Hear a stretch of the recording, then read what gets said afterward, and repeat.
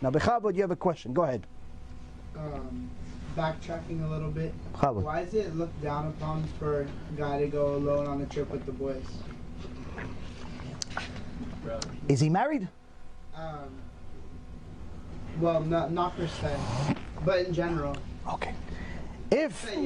Okay. If he's married, if a man is married, then he has different responsibilities than a 17, 18, 19-year-old kid that doesn't have responsibilities. He has a wife, he has kids, assuming he has a life.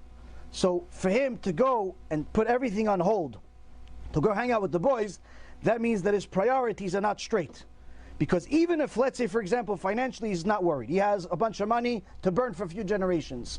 Kids, Baruch Hashem, he has the kids, his wife doesn't want any more kids right now. The wife is there, she's not going anywhere. It's still not good for him to go alone. Why? If you're going to go have a good time, why don't you take the most important people in your life with you? Why? Why are your friends more important than your family?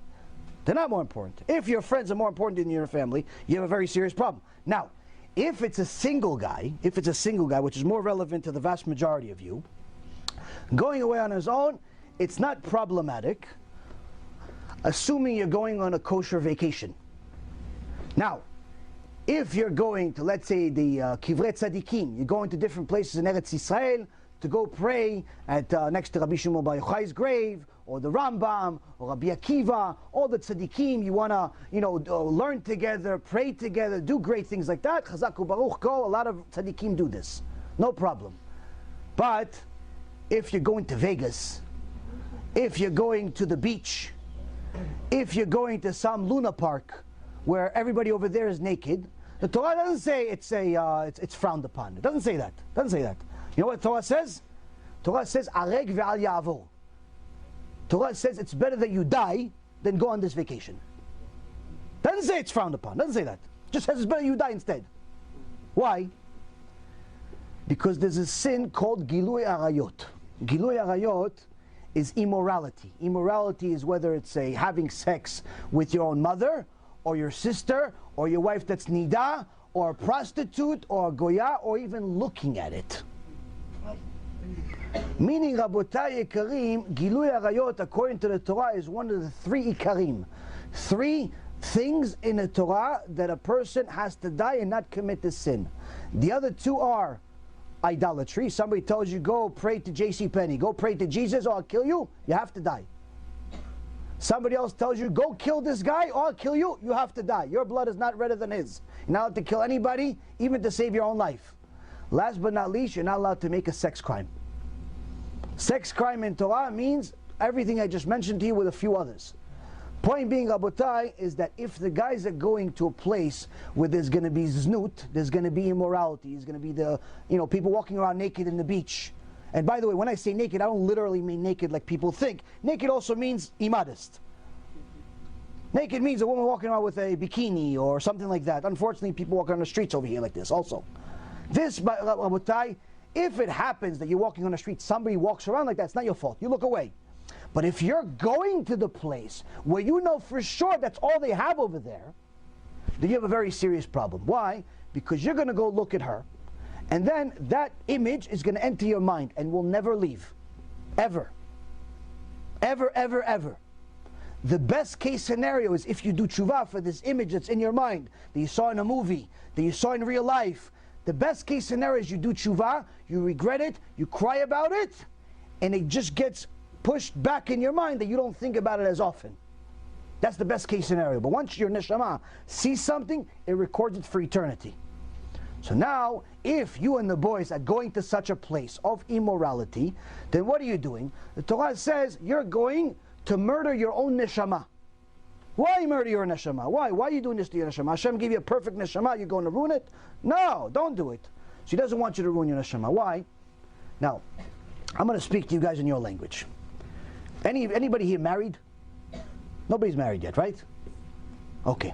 One day you're going to get married, right? And BeEzrat HaShem, you're going to have kids, right? Everybody plans to have kids or just dogs? Kids too, right? Okay. No, today in modern society, people don't want kids, they want dogs. They want 2 kids and a dog. Or 2 dogs and a kid. It has to match somehow. Like they have to put it on YouTube. or Facebook. Look, I have 2 dogs and the kid too in the back walking the dogs. Free dog walker. But you want kids, right? BeEzrat HaShem, you're going to have kids. Now you're going to have kids just like you. You're going to have kids just like you. Now, how many of you realize what it takes to have a kid? Now, obviously, the woman has to carry this kid for 9 months. It's hard. It's hard. I was never pregnant. I look pregnant, but I was never pregnant, I promise you. I was never pregnant, but I can tell you for sure, after having 3 kids, I know for sure it's hard. It's hard. It's hard on the body during, it's hard on the body after. Now, after the wife carries these kids for 9 months, ooh, wow, how much pain she goes through. And she delivers the kids, and then she has to take care of the kids, and she has to feed the kids, and they never sleep. Women never sleep, by the way. Don't ask them when do you sleep. They don't sleep. Why? Because they have to feed the kids, and then change the kids, and then feed them again, and change the kids, and then go. Maybe the kid doesn't want to go to sleep, so they can't go to sleep. Ooh, wow. It's so hard to raise the kids. Now, after you raise this kid for 15, 16, 17 years, now this little cute little girl comes, hey, Abba, how are you? Abba, how are you? You're so happy to see this kid. Now, how if you saw this little 15, 16-year-old little cute kid that you just gave your whole life for? Now, you didn't carry the kid, but you worked. All the money goes to the kids, to the wife, to everything else. Now, this little 16-year-old kid says, Abba, meet my boyfriend, Jose. We're getting married because I'm pregnant. How would you feel about it? You know, I know all of you guys are young still. Now, you're all young, but you could think like old. You just raised this kid, gave your whole life for this kid, and the kid comes to you, this little cute little peaches kid, beautiful kid, and she says, hi, Abba, here's Mustafa. Mustafa is running for president of Hamas. We're having a baby. We're going to call him Muhammad. No? Assalamu alaikum, Abba. No? How many of you guys are proud of your daughter still? How many of you regret the day she was born and the day you were born? Well, guess what? Guess what, Rabotai? Guess what, Rabotai? Guess what? You don't want this girl, right? You don't want this kid? You don't want your daughter coming to you saying, Abba, me and Mustafa are getting married. No, you don't want that, right? Guess what? When you touch a Bat Israel, today, now, before getting married, you are doing the same thing you don't want done to you. And HaKadosh Baruch Hu says, Midah keneged midah, lo paska me'olam. Measure for measure that was not removed from the world. You do it, you go find a Bat Israel and touch her without being married. Guess what?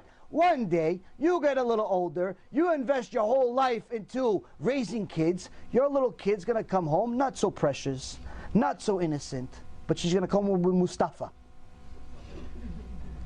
You understand?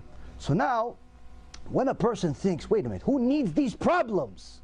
Okay, I'm not ready to get married. Okay, I'm not ready to have kids. But I definitely don't want to set myself up for failure. I don't want to set myself up for failure that Hashem has to repay me back for the things that I did. So guess what? Okay, don't touch me, don't look at me. I just want to do what I need to do in this world. I want to work, I want to learn, I want to do what Hashem wants me to do. When I'm ready to get married, the time's going to come, BeEzrat HaShem. Why? You don't want these problems. You don't want these problems.